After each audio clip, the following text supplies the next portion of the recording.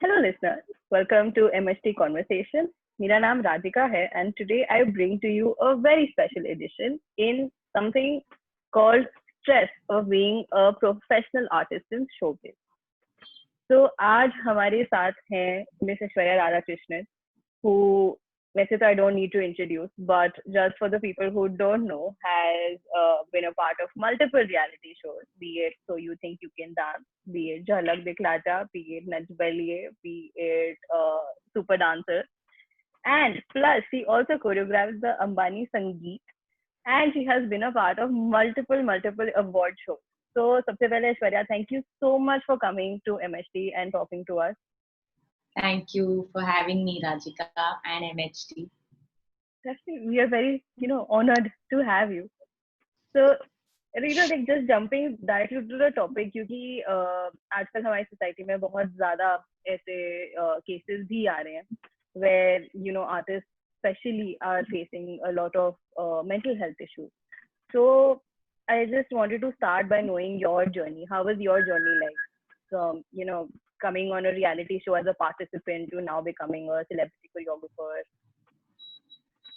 So first thing, I think I kind of as a teenager I kind of knew the kind of pressures that would come as soon as you become a face on TV. So I was never prepared for it. I always liked to be away from it. But then that moment when you're as a teenager, you get those huge speeches of face your fears and go conquer the world, and all of that happened. So that's when my one of my favorite reality shows, international reality shows, happened in India. So that was the first time, and I think the only time I actually said, I can give it a shot. I will try and get into reality shows. uh, as a contestant there was not as a contestant there was pressure of the whole uh, aura or the kind of image that you have to create, because that's the first time the entire world, the nation is seeing you, is getting to see who Aishwarya is. Otherwise nobody cares, nobody knows who Aishwarya is, but when you come on TV you become a personality someone knows. So as a contestant that was the kind of pressure that was there, to maintain your image and to dance a certain way. Obviously you have voting systems that happen, so you have to make sure that you dance well, you have to make sure that you speak well, you have to make sure that you inspire the people who are watching you.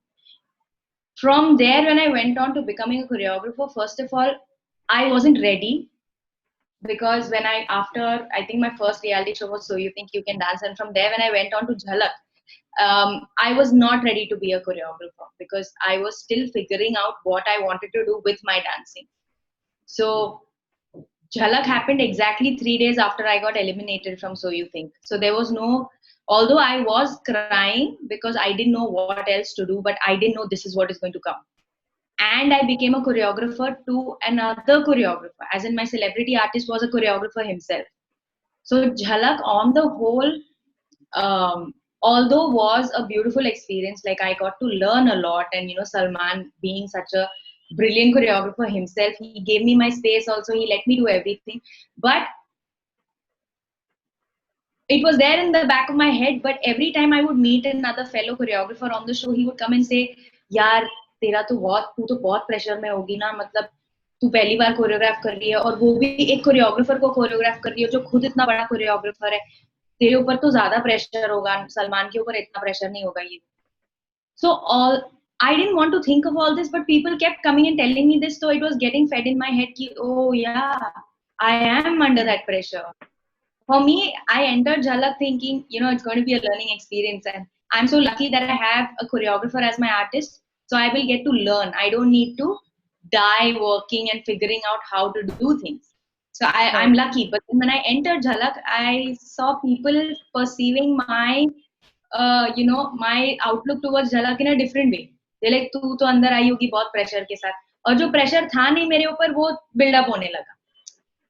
So from there going into Super Dancer, then again that pressure of the whole idea of Aishwarya might have choreographed, yes, for the industry, but Aishwarya had a Salman Yusuf Khan. So she's technically not done 100% of the choreography. She had someone to help her, had someone strong to help her. So then came Super Dancer, where I got into that zone of I have to do this on my own. Last year I had a Salman Yusuf Khan in Jhalak. This time it's Super Dancer. It's a contestant I'm getting. I need to make sure that I prove my mettle as a choreographer.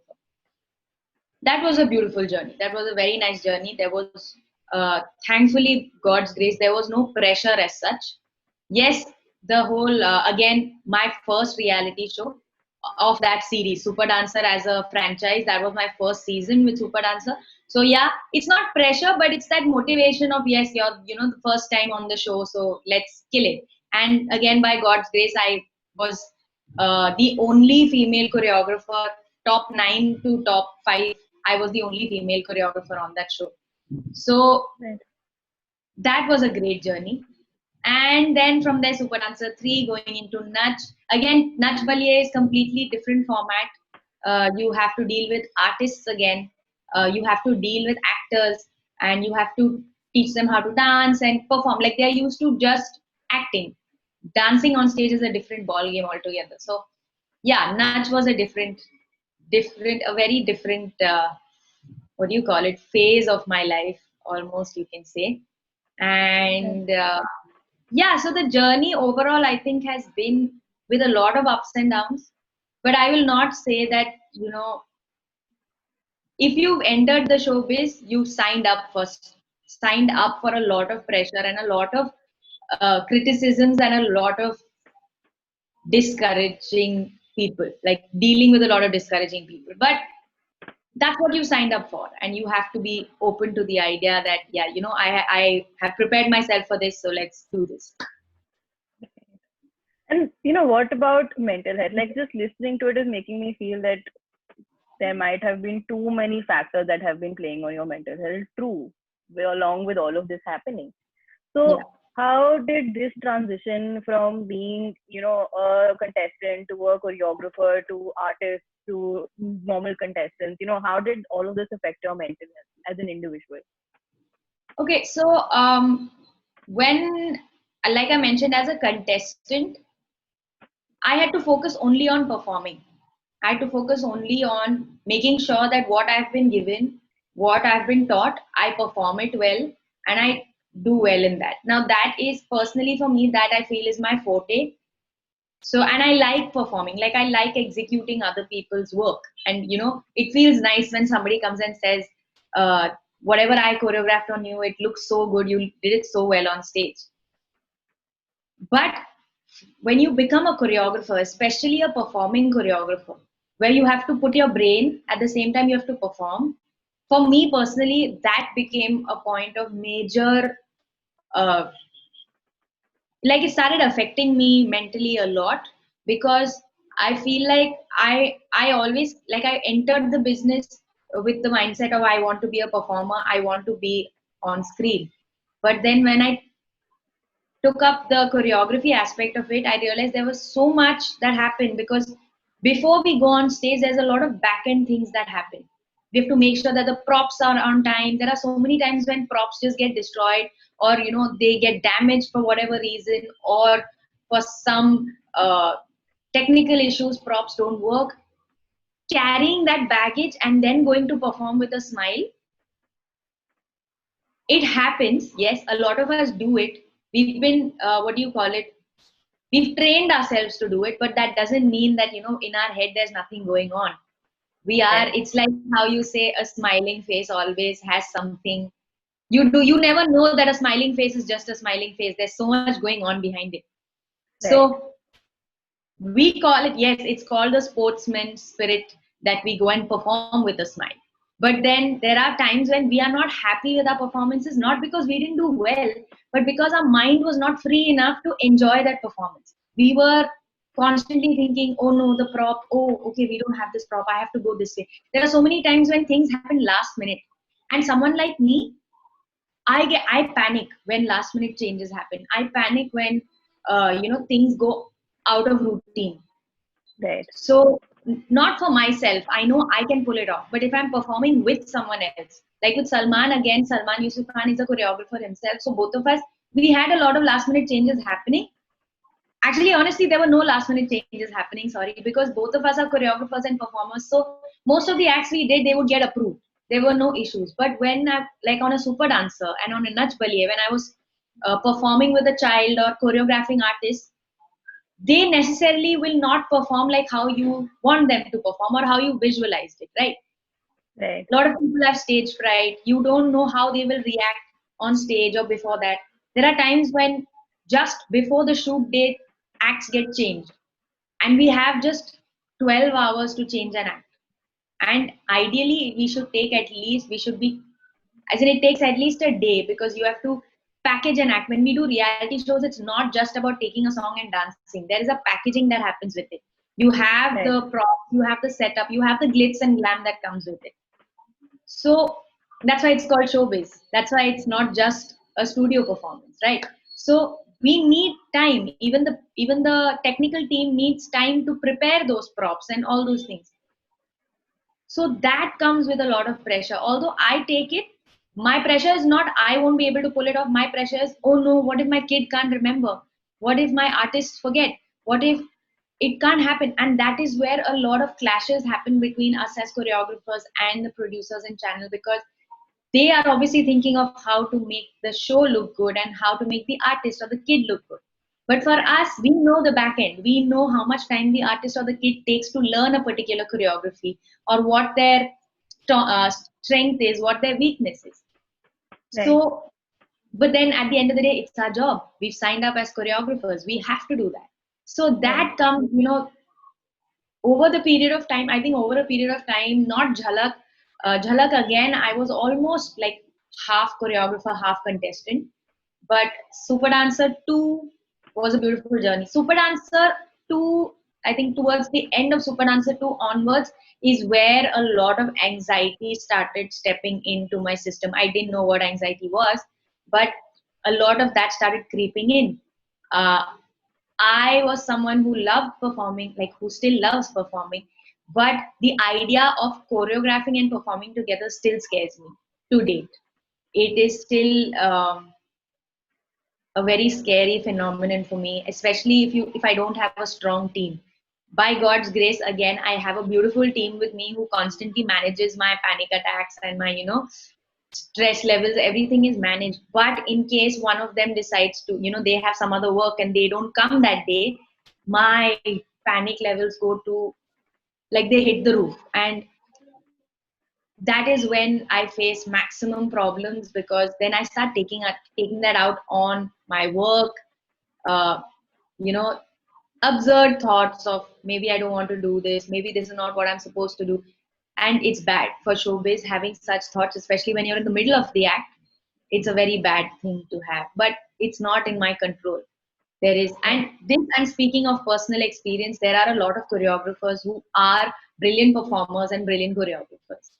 But for some, I personally feel like, I cannot, it gets difficult for me to handle choreography and performing together. Right. It must be difficult. Like it sounds very difficult. And just like you said, having this anxiety and panic while performing or before performing can definitely, have an effect. Do negative comments add to it? Like I've always wondered, like when you perform an act, and especially when you're reality TV, you have people who comment on your work and you get points and you get votes and all of that. So does this whole negative comments, if you get any, or if for example, when you, let's say, were eliminated or you didn't get enough votes, you didn't win the session or the season, does all of that have an effect on your mental health? Definitely does. I think it's not only, I feel like it's not only just when, like in showbiz, but in general in life, when you're doing something and your mom and dad or sometimes criticize you, it always affects you, right? But I think in showbiz, it just becomes times 100, because you're on national television and in front of so many people, you're being told that your job was, you didn't do a good enough job, or although the judges are very, like, there are a lot of judges who are obviously uh, cutthroat. Like, Yeah. you have Remo sir during DID, he was very cutthroat. If it was not good, it was not good. And I think in some way it is a good approach to have, have one person who's cutthroat, so the contestant or the choreographer gets motivated. But at the same time, there are a lot of judges, choreographers who've turned judges. They are sensitive to the idea of someone being hurt by their negative comments, so they try to sugarcoat it. But we know what they actually mean. We know what, Right. unless the comment is wow, it was amazing, or I think you did a fabulous job, anything around it, or anything that is not the same as that, will demotivate you. I Right. have seen choreographers who show it on screen, like they literally, their face falls, their entire demeanor just becomes, low. And I have seen the judges also getting affected by it. Like then they say, what we told you is for you to become better. But then somewhere, a lot of people, it's not easy to constantly motivate yourself every time you get a negative comment. There are times when the negative comment hits you so hard that you're just like, ये क्या हो गया, मतलब मैंने इतना खराब काम किया, मैंने Right. the knowledge that I thought I don't have it. Maybe I don't, maybe I was too overconfident. And then these negative thoughts keep creeping in, that maybe I'm overconfident, maybe I'm not meant for this, maybe I don't deserve this. And these are very bad, very, very, like, these are devils that can actually take you down in showbiz. A lot of people who Right. probably, I feel like a lot of people who probably not done well is because they haven't been able to cope with such comments, and they haven't been, not that they don't have the talent, not that they don't deserve it. I think everyone deserves it, but the reason why a few people don't make it or cannot, or they make it but then they fall, is because they're not able to take such comments. And I think it's very natural, it's very human. You need to have people around you.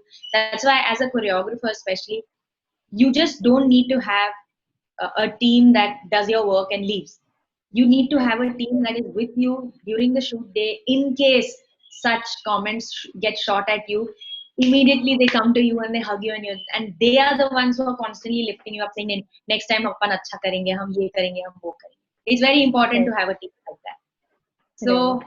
yeah, negative comments do affect us a lot. I mean, this again, I'm not saying only for myself, but for every choreographer. Negative comments do affect us because it's on national television, because we are standing there and they are shooting us receiving those comments. And there are Right. millions of people who are watching it. And Right. their comments do affect people's perception of us. Their comments do mold a lot of, the image that people have about us. So yeah. Right. Like, even I've never been there, but I can relate to the negative comments. It is something that almost all of us go through. But there's another sort of pressure that only you go through. So when I was researching for this interview, I came across this whole, pressure, anxiety, stress that artists take for having a particular kind of social media presence. Is that something that kind of affects your work, or how do you deal with having that constant social media presence? Uh, so I think, compared to a choreographer, I think compared to an actor or an influencer, so to speak, compared to them as choreographers, you don't have so much of a pressure to look good on, as in, there is not an image apart from the image that you already have. You have to be a choreographer on social media as well. You Right. have to make sure that your social media is filled with dance videos or of your work, whatever you're doing. Supposing you're choreographing a movie song, it's important to have a picture with the artist that you're choreographing. Otherwise, the world will not believe you. When you're Right. doing a movie song, there is no celluloid that has captured you teaching the artist. So Right. tomorrow, there is no proof. Tomorrow, I can go and say, I taught Katrina Kaif, but I don't have proof that I taught Katrina Kaif. Social media is the Right. only proof. Compared to reality shows, you do have celluloid print. I can always say, go to this app and go to this episode. You can see me there. Right. Yeah, but I think social media, an image that for us, especially as choreographers, there is no particular image like how you see in actors. You know, you need to dress well, you need to, that's a personal choice that a choreographer has to make. Do you want to Right. be the always prim and proper person on social media, or do you want to be the real person? Like just be who you are, show your dancing, show your talent. Right. uh, but what I have noticed is that for a choreographer to be a choreographer is not really taken as a celebrity standard, and you know, in India, for them choreography is a job. Right. So as a choreographer, I feel like it is necessary to put a certain image of yours on social media, so that you start getting taken a little seriously as compared to just your talent. They need to know who you are as a person. They need to know whether you inspire people, you know, a certain lifestyle, a certain way of talking, a certain demeanor. Right. So, uh, and I think I'm speaking only for myself, because we do a lot of reality shows throughout the year. The time that we get, which is free, I personally like to spend that time with my family, with my friends. You know, when we're doing reality shows, we don't get that time. We're working 12 hours, more than 12 hours. So Right. I like to spend that with my friends and, you know, meeting my family and my personal time. And sometimes I don't like being on social media. Sometimes I don't like posting all of that on social media, because that is my private life. That is my personal space. Right. But then again, there is that pressure of, oh, you know, if you don't post every day, then your followers might drop, or, you know, people will feel like you're too fake. You're only showing your TV side, you're not showing your real side. Right. So I think that is a call that you have to make for yourself.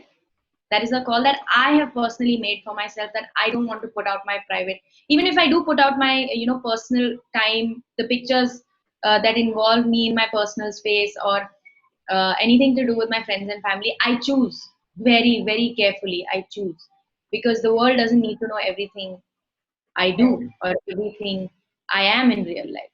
So, Right. but again, a lot of choreographers choose to be very open about it. I know a lot of choreographers who don't even have social media handles. They don't believe in that. Like, I think the biggest example is Ranbir Kapoor. He doesn't have a social media handle. The reason why he has such a fan following is because of his work. Right. So, but I'm sure he also has that pressure. There must be a few days where he, you know, wakes up in the morning and he probably, you know, he's just scrolling down on internet, and then he sees this person's Instagram handle has got 30 million followers, or 20 million followers, 40 million followers. And I'm sure there must be that one thought that goes in his head that, ooh, these guys get to interact with their fans one on one. Whereas Right. I am, maybe, you know, maybe I should try it out. But then he stops himself, saying that, you know, I have to focus on my work and, you know, make people like me for my work and not for who I am in my daily life, or, you know, knowing my private life. So yeah, there is a lot of pressure, because social media holds a lot of importance in today's show business, especially because the first thing people do, supposing if I have to go for casting, or if I have to go, if a production house has to choose their next choreographer, they always open Instagram and they see, like, if they get a name, they will type that name, and then they'll see what are the kind of dance forms that you do, or, you know, how do you perform, your look, your screen test, all of that happens on social media, and you don't even realize, Right. because they're doing it behind your back. Right. Not like, not behind your back, but unknowingly, Yeah. they're doing in their office. So uh, it is important. I feel like it is important to have social media presence, but uh, I deal with the pressure of the fandom and the, you know, the followers and all that. I deal with that pressure every day, and I have to take sabbaticals. Like, otherwise, I go mad when I see, especially after Instagram has come up with these stories, this Yeah. section of stories. I'm being very honest. I get irritated. There are times when Right. I watch the stories and I get irritated, and I talk to myself and I scream at myself, saying, Aishwarya, what are you doing? Why are you wasting your time? Go on YouTube, look at dance videos, go on the news, read about what's happening in life. Why are you spending time watching people and I get demotivated. I'm being honest, I get very demotivated because I am not that kind of person who spends so much time updating everything on social media. So I am constantly in that dilemma of no, I don't want to be on social media. No, I don't want to be so active on social media. But then I see stories and I'm just like, yaar dekh, these guys are being active on social media, इनको ज़्यादा काम मिल जाएगा, मैं पीछे रह जाऊँ. I am constantly in that dilemma, and I don't think that dilemma is ever going to go until, I don't know. I think I have to just shut down social media completely and become a saint or something. I don't know about shutting social media. I don't know how much that would help. Yeah. But is hate comments a part of this pressure that you feel? Like, Oh yes, definitely. Again, speaking for myself, actually, there are a lot of people who say that they don't get affected by this, or they're just like, it's okay, it's just one comment out of 102. But the surprising bit is that one comment, the impact that it has on you. I remember I had posted something recently, and in fact, right now I am not doing this show called India's Best Dancer because it's Corona, and I had to let go of the show because I had to think of my parents. I don't live with my parents. So I had to, they were getting worried. Mumbai was getting affected by COVID a lot. So I had to come back to them. I chose my family over the show. I did a live session on social, like on Instagram, explaining the entire thing. Why, I feel like I am answerable to the people who support me. So they deserve it. They deserve to know why I didn't. They like to watch me perform. So if I've decided not to perform, they deserve to know why I chose that. right. A lot of people, thankfully, a lot of my supporters were very sweet, and they were like, yes, okay, we understand. But even today, if I'm posting stuff on social media just to be more active, I have constant questions. Why aren't you on IBD? When will we see you back? Why have you left it halfway? They are not necessarily negative comments, but the fact, I feel like that tone is very harsh towards me. Right. It's more like, how dare you decide not to do IBD? And it affects me a lot. Although I have like 50 or probably 100 comments that say, wow, you're looking brilliant. Wow, you've done so well. This video is so nice. This picture is so nice. Those two comments saying, why aren't you on IBD or why aren't you on India's Best Dancer? It kills me. Right. And I remember recently I had posted a dance video or something like that, and somebody said, you have lost your touch, or you don't look like how you were when you initially came into the industry. Somebody said that, and oh my god, I put, like, my house went upside down. It was just one comment and I lost it. I was like, then again, you start doubting yourself. Although there are 100 other people who said you've done well, that one person who probably doesn't even have an idea about what goes behind preparing such a thing, or maybe that person doesn't even know how to dance or sing or act or whatever. But Right. social media has given such a power to these people to be commenting on someone's talent, to be commenting on someone's personal life. I'm going to talk about talent, that it does affect. And that again becomes like how it becomes a reason for your downfall. You either take it in a good way and just work towards it, and you have people around you who are, there are, sorry, I'm again going off track a little, but there are a lot of people on social media who just like saying bad comments. They probably don't even know you, they probably don't even know what is your work, but they are just on social media because they want to spread hate. They want Right. to write things about people. We are aware of it, but again, when you see it on your comment, there are a lot of times when you want to delete it. When Right. it's easy to just swipe left and press the delete button, and that negative comment is gone. Right. And I've done that a lot in the past. I have done a lot of men. They tend to comment a lot of things. I have family on social media. I have my parents who are on social media who follow me, and I don't think they will be happy seeing such comments. Or you know sometimes it's not just about dancing. Sometimes it's about the way you dress. Sometimes it's about the way the way you look. the whatever, whatever they prefer to see when you're just standing there. So all of that plays a lot in uh, a person's, like especially an artist like me. I get affected by things very easily. So negative comments, even the slightest of negative comments, and I am low the entire day. I am low. It takes me a while to, motivate myself and think, okay, you know what, this is one negative comment. Let's do better next time. It takes me at least a day to come to that conclusion. Until then, the entire day I'm just sulking. I'm thinking, what did I do wrong? Was it a mistake that I posted this? Maybe I shouldn't have posted. Maybe I should just post, the good looking makeup, doing well, those kind of pictures. Maybe I shouldn't be real on social media or whatever those things are. But yeah, they do affect. They do affect very badly. Right. So what do you do? Like, I'm just hearing about how all of this must be affecting you as an individual. And I'm just like kind of lost on what would one person who's in your place do to actually, deal with all of this and get out of it. So what are your coping mechanisms?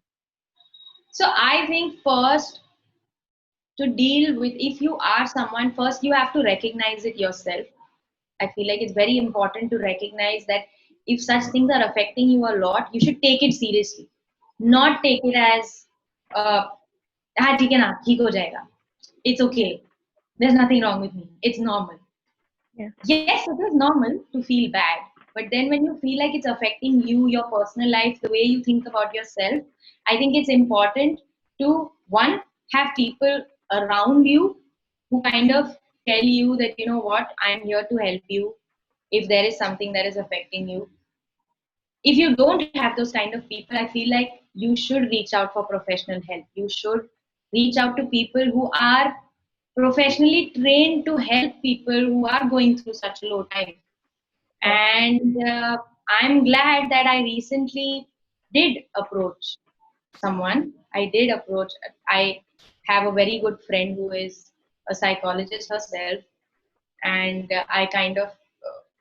I spoke to her first because I didn't know if the friends that I have, if they will take me seriously, if I tell them that I go through anxiety attacks, I have panic attacks, and a lot of times they just probably shun it by saying, yeah, no, it's okay, it's party, maybe you're just scared, and just have water, just have chocolate, something like that. But then when you see it happening over and over again, when you see it affecting you, your well-being, your mental stability, I feel like it is important that you approach someone professional, someone who's trained to make you feel better. And I'm glad I did that. I'm glad my friend spoke to me and she told me that yes, you should approach someone, you should talk to someone, even if it's the slightest of thing. I mean, even if you feel low, I think it's okay to talk to someone and say that you're feeling low. You don't need to put that pressure on yourself that, no, I can deal with it myself. No, I'm going to get over it myself. You get over it yourself, it's great. But what if you don't? So there's nothing wrong in talking to someone. There's nothing wrong in, especially talking to someone who is a professional. They will give you the right advice. They will tell you if you're going on the right track. I think more than people who are close to you, or more than people who are in your circle, who are your well wishers, I think the people who are professionally trained, professional psychologists, I think they give the best advice. One, because they are great listeners. They don't judge you. Even the people who are close to you, they have a habit of saying, their immediate reaction when you say, oh, I got such a comment, or I don't think I'm ready for this. Their first thing they will say is, no, you can do it. Don't believe you can't. You can't. So, but that is not what someone like me wants to hear at that point. Someone like me wants to hear, it's okay, I understand. It's normal to feel like this. Take your time. I want to hear that. I don't want someone again putting that pressure on me that, no, you're good. Don't believe you're bad. But I am believing that I'm bad. Somebody tell me if it's okay to feel that. Right. So it's important. Yes. So it's very important that you that you get counseled by a professional. You meet, and it's not necessary that, there are a lot of times when people get scared because there's a taboo that, meeting a mental health professional, someone who can help you with your mental health, it means that you're crazy. you're mad, you're pagal, you're not mentally stable. But nobody is mentally stable. In today's world, I feel like nobody is 100% mentally stable. There are times when they lose their cool, there are times when they lose their sanity. Some people learn how to deal with it on their own, some people can't. And it's okay to meet someone who will help you deal with it. It's not a problem. So, yeah, I believe it is like I was one of those people who had that taboo in my head for the longest time. I was I used to deal with anxiety. Like I did have this problem of anxiety since my college days, but I never bothered to speak to anyone about it because I figured my own ways of coping with it. And I thought, you know what? Oh yeah, I'll just take deep breaths and it'll be okay. But then when it starts recurring, when it starts affecting your work, that's when I realized, you know what? There's no point of thinking about what will my parents say, what will the society say, what will my friends say. I have to do it for myself because if I want to do well in life, this is one thing that I have to deal with. This is one thing that I have to remove or at least accept in my life, and probably that acceptance brings changes to how many times you experience that panic attack, or it'll change the way you deal with a panic attack. Right. So yeah, and I'm glad that I met that professional and I spoke to her and she helped me a lot with. I still practice all those things that she's asked me to do. And I think the best part about approaching a professional is they are not just professionals, they behave like your friends. They are they they they do become like, it just takes probably 1 or 2 sessions to become close to them, because they listen, because they are patient with you, because they ask you questions that probably you don't ask yourself. Like when you get an attack or when you get a panic attack, you just panic. You don't later on sit to think and ask yourself certain questions, or probably you even do, but they are probably not the right questions to ask yourself. So Right. a professor asks you questions that make you think, oh, okay, this is something that I didn't think about. Yeah, what she's saying is correct.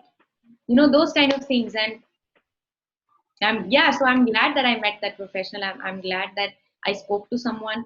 And the interesting part is, I think now the world is slowly changing. They are becoming more aware of mental health. And the biggest example is, I think, my parents, because I'm here today with my parents. And because I didn't, my parents, I live away from my parents, and because of the kind of work I do, I never used to get time to spend like this, you know, large amount of time with my parents. I would just come for a week, and in that week, you have to go meet your relatives and all those. So you don't really get time to sit and talk. This is the first time that I'm here with my parents. It's been a month that I'm here, and I got to sit and talk to them. And I'm glad that I opened up to my mom about my mental health, and I told her that I have been taking professional help. And why I said that I know that the world is changing is because I know my mom is someone who believes in taboos and the ways of society. But if my mom was silent, not silent, I think she just gave a smile and she said, "You're okay now. I hope you're okay now." And I said, "Yeah, I'm fine. I'm taking help." And she said, "Yeah, it's okay. Let me know if you need to talk to us. But I'm happy that you realized it and you started taking help. You started dealing with it." So that's when I got that ray of hope that, yeah, okay, I know people are changing. I know people are going towards a, uh, a healthy mind. They Right. are open to the idea of a healthy mind. They are open to the idea of somebody helping you get that healthy mind. Right. I think that is a very nice note. And like having our parents support us kind of just feels so good. Like you Yeah, just feel like like a burden itself has gone away when you realize that your parents are okay, with some of the choices you make.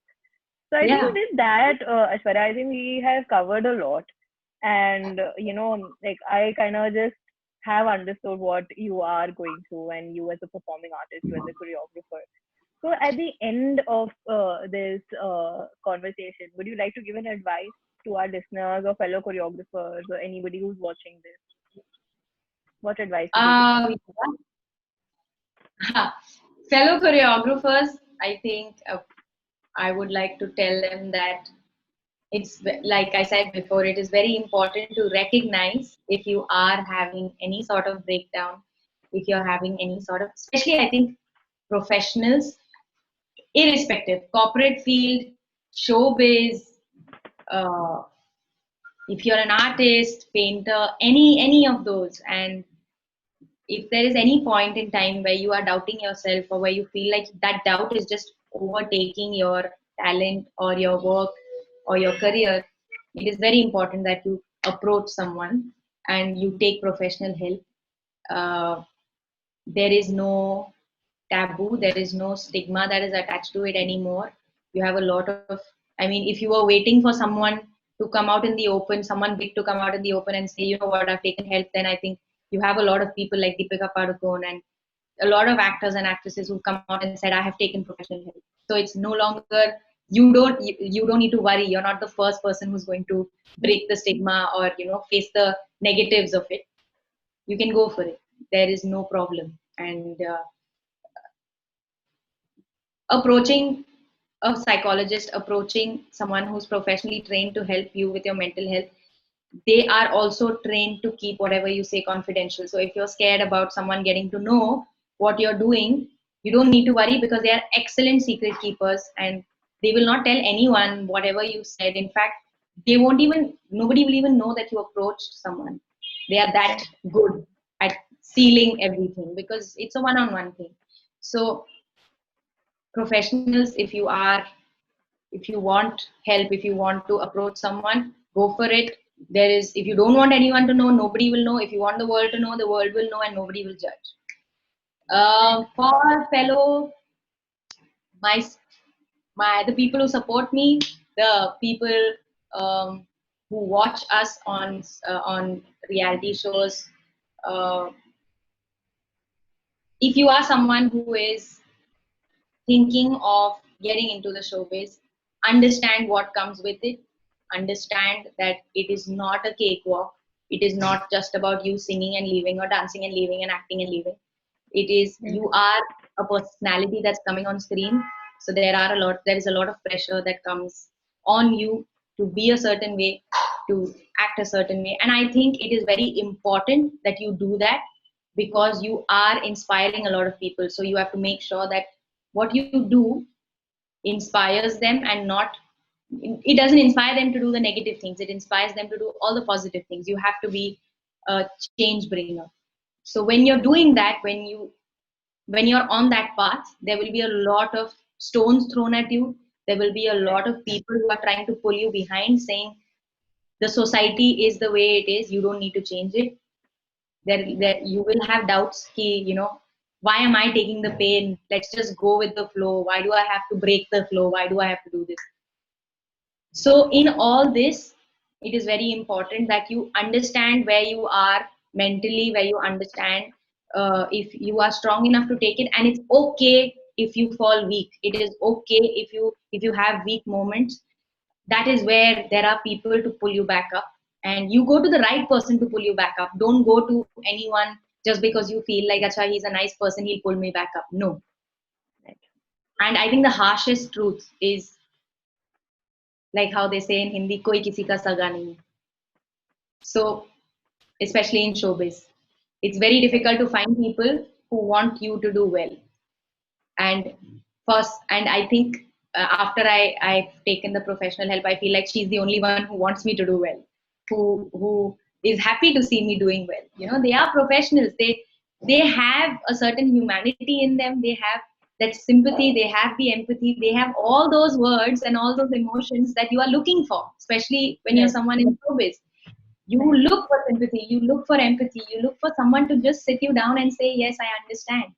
You don't find that. So for all the other viewers out there, if you are looking for help, you should approach professionals, you should approach psychologists who are trained to help you.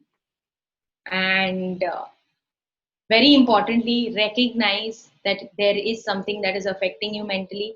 There is something that is pulling you down. It can be yourself or anyone else, but there is something that is affecting you. And if you recognize that, then you're changing that the process that a professional puts the process that the person goes through, or the what do you call it, the how they deal with you, and your change will happen faster if you accept that there is something that is affecting you. If you don't ever be in denial, because denial is, I think, the worst enemy of success. Right. So yeah, it's very important that you understand that you need help, and there's nothing wrong in taking help. I completely agree. And I think this is what MST stands for. So anybody here who decides after listening to Aishwarya that you also want to take professional help, or you just want to know what it is, please do head out to MST. There are multiple resources, multiple professionals who are there listed there. Go visit the website, talk to us. You can also write to me personally if you want to talk to me, or in general to anybody else. So all the details will be mentioned below. And with that, thank you so much, Aishwarya, for coming and talking about your mental health in such a beautiful way. And I feel very inspired. So I hope even if one person gets inspired by just listening to you and taking professional help, our purpose is solved. Thank you so much. I would also like to add, guys, I started following MHT on Instagram very recently, and I feel like a lot of the posts that are put out by MHT, a lot of that also kind of helps you. There are a lot of statements that they put out. There are a lot of one-liners that they put out, and they kind of, get your mind thinking. They also, in some way, help you to recognize. Actually, you know what? They also help you feel better. They, uh, it's almost like virtually they're telling you it's okay, it's fine if you're a certain way, it's fine if you're feeling this. So please do follow them on Instagram. They have really beautiful posts and beautiful one liners that they put out, and there are a lot of blogs that they put out from different professionals and different professions in life. uh, there are a lot of blogs that come out, their experiences, what they have gone through. uh, I have read a few, I'll be very honest, I have read a few, and I feel like it has changed the way I think, it has changed the way I see people. uh, you will actually stop being judgmental to others if you start reading what people go through. And I think MHT is a great platform where they put out these blogs and where they talk about others experiences. It's very important that you read someone's experience to empathize with them. So yeah, please do follow MHT on Instagram for great one liners and all the blogs that they have. Thank you so much, Radhika and MHT, for having me on board. Thank you so much for letting me speak about my mental health. It's not something that I was too comfortable speaking about. And thank you for being so open to it, MHT. You guys, when you approached me, Rajika, I think you told me that it's okay if I don't talk about my mental health. But I think it's important that everyone knows that just because I look prim and proper on screen and I'm always smiling, it's not, I'm not okay. I'm not always okay. And I think it's okay to not be okay. Definitely. And even I think, anybody who is listening there, it is okay to be not okay. And, just thank you for listening to us, and do let us know in the comments below how you thought about the conversation, and if you want to, get in touch with any of us. Thank you. Thanks.